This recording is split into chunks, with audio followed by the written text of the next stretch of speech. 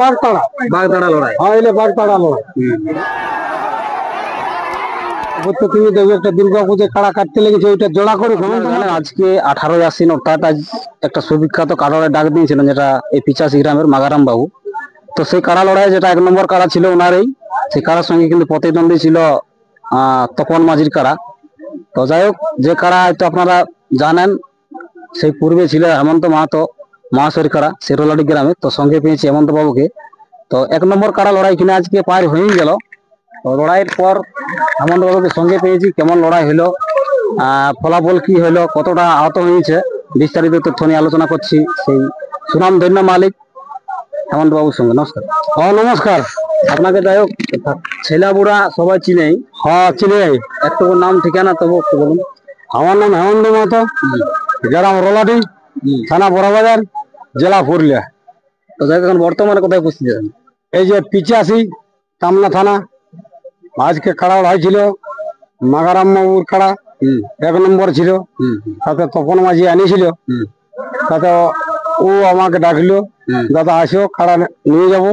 ও আর ঘর গেছিলি, ও সঙ্গে আসিছিলি, আধার কার্ড দিতে ও ডাকলো, তখন আমি আসিছিলি। আমি তো বিক্রি করেছি, আমার তো ওটার বিকা করে দাম দেখলাম না। হ্যাঁ, তাহলে ও দাদা ডাকছে, তো আমি কাড়াটা ওকে দিয়েছি, তখন আমি আলি। ওইটাই আমার যত ভুল হয়েছে। আজকেও বুঝে কাড়াটা তোমাকে লড়াই তাহলে পার হয়ে গেল। হ্যাঁ কাড়া লড়াই পাই হয়ে গেল। আচ্ছা, মোটামুটি কতক্ষণ লড়াই লাগিয়ে গেলে মনে হয় 22-25 মিনিট হতে হবে আন্দাজ। আমি কি করে বলতে পারবো আনুমানিক? হ্যাঁ দেখুন, মিথ্যা কথা আমি বলতে লাগছি। তাহলে আপনার এখানে কাড়া নামাবার পর থেকে কমিটির ব্যবহার কি রকম? কমিটির ব্যবহারও দেখলি ভালোই আছে, মানে কোনো খারাপ নাই।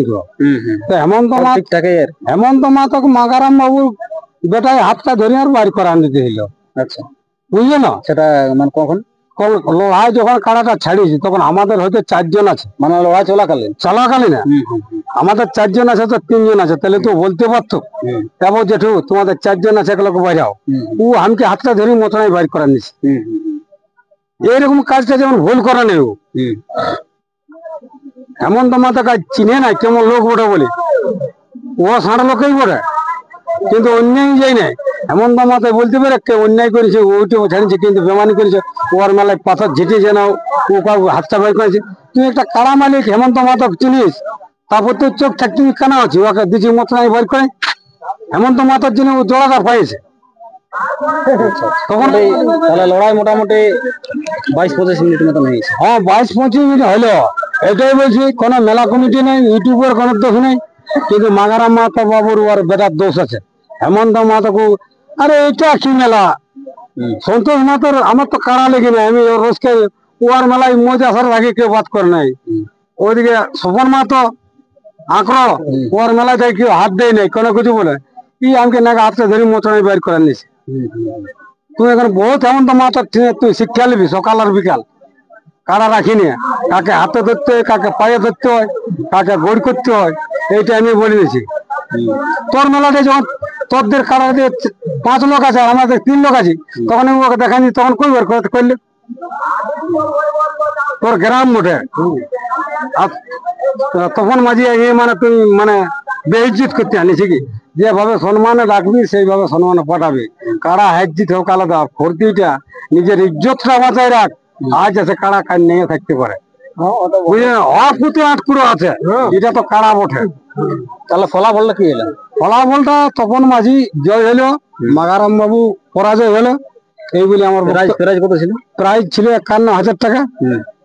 আচ্ছা আচ্ছা, তাহলে জয়লাভ করলেন? হ্যাঁ জয়লাভ করলো। এই বলে আমার বক্তব্য শেষ করছি। নমস্কার, জয় গ্রাম, জয় হিন্দ।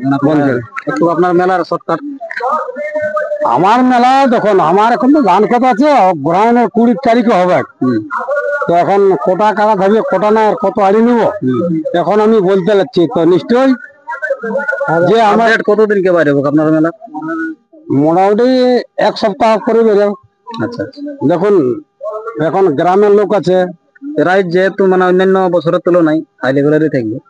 হ্যাঁ যেমন থাকে ওরকম দিব। দেখুন মানে বেশি বড় দিলে তো হবে না। আর তারপর তো তুমি দেখবে একটা দুর্গা পুজো কাড়া কাটতে লেগেছে, ওইটা জোড়া করে হেমন্ত মাহাতো এমন তো করবে।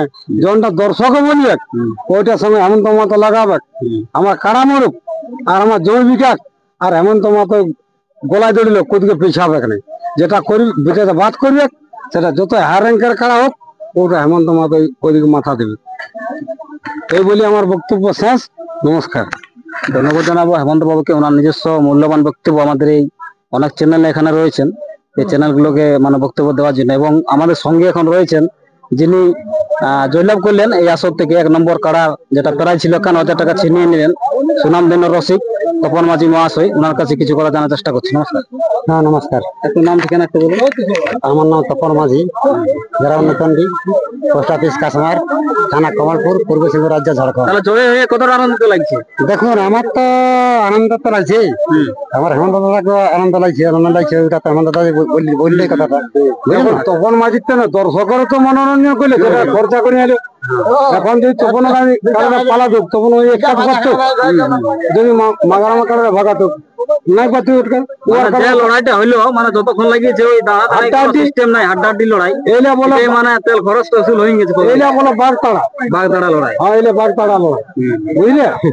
যেটা বাঘে তাড়ে ঘাটতায়। এই কাড়াটার এখনো পর্যন্ত লড়াই কতবার হইলো? মানে আপনি নিয়ার দেখুন আমি আর আমার কাছে আমি লাগালি কাড়াটা 13 বার। তপন মাঝি মানে কাছে মানে 2 বার, আর আমি 11 বার লাগাইছি। আচ্ছা। তো 11 মধ্যে 2 বার মানে পরাজয় আছে, আর 11 বার জয় আছে। তাহলে 51 জিতা কটা হইলো? 51 4টে হইলো। 4টে 4টে আর একটা কোন জায়গায় এখন না খেয়াল আছে, তো জিতিয়েছিলি। আচ্ছা, মানে আজকেরটা নিয়ে 4টে? হ্যাঁ আজকের নিয়ে 4টে হইলো। তাহলে জয় হয়ে আনন্দিত লাগছে পুরো। হ্যাঁ দেখো ওটা আগামী দিনে লড়াই কোথায় দেখতে পাবো দর্শক? আপনারা বার করেন ওটা কাড়াই বলি। আচ্ছা, মানে অবস্থা দেখে ব্যবস্থা হেমন্ত দাদা আপনি ইউটিউব বার করবেন, বুঝলেন না? তবে এরকম ভাবে মানে আপনার কাড়া হলো মানে ড্রাইভারটা হচ্ছে হেমন্ত বাবু। হ্যাঁ দেখো মানে স্টারিংটা মানে আপনার কাছেই থাকে। হ্যাঁ দেখো হেমন্ত দাদা ও লোকটা পয়সা দিয়েছে, ওই লোকটা পয়সা দিয়েছে, ওই লোকটা কথা তো শুনতে হবে। আমি হয়তো আজকে আলি আমার 1 লাখ টাকা নাই ক্ষতি হলি, তাহলে ওই লোকটা শখ করে দিয়েছে, তাহলে আমি যদি শখটা মিটিয়ে যায় তা ঠিক আছে। মানুষকে কারো 10 টাকা রোজগার না দিলে কি হবে? কিন্তু ঠিক আছে। ধন্যবাদ জানাবো হেমন্ত বাবু এবং তপন মাঝি মহাশয়কে ওনাদের নিজস্ব মূল্যবান বক্তব্য আমাদের চ্যানেলগুলোকে দেওয়ার জন্য। আজকে সাক্ষাৎকার এখন পর্যন্ত। এরপর যে কারাটা রয়েছে এই তপন মাঝি মহাশয়ের, কতটা আহত হয়েছে, কিরকম অবস্থা এখন রয়েছে, এই ভিডিওটা আপনারা দেখুন। দর্শক সমাজে কিছু বিবরণ শুনতে পেলেন ভিডিওর মাধ্যমে, তো এরপরে আমি তপন মাঝির কারাটা আপনাদের সামনে তুলে ধরবো। এবং যে মাহাতো অফিসিয়াল ইউটিউব চ্যানেলটি আছে সেই চ্যানেলটিকে চলে যাবেন এবং সম্পূর্ণ লড়াইটা একদম এইচডি কোয়ালিটি ছাড়া হবে। তো কিছুক্ষণ পরে পাওয়া ভিডিওটা। নমস্কার।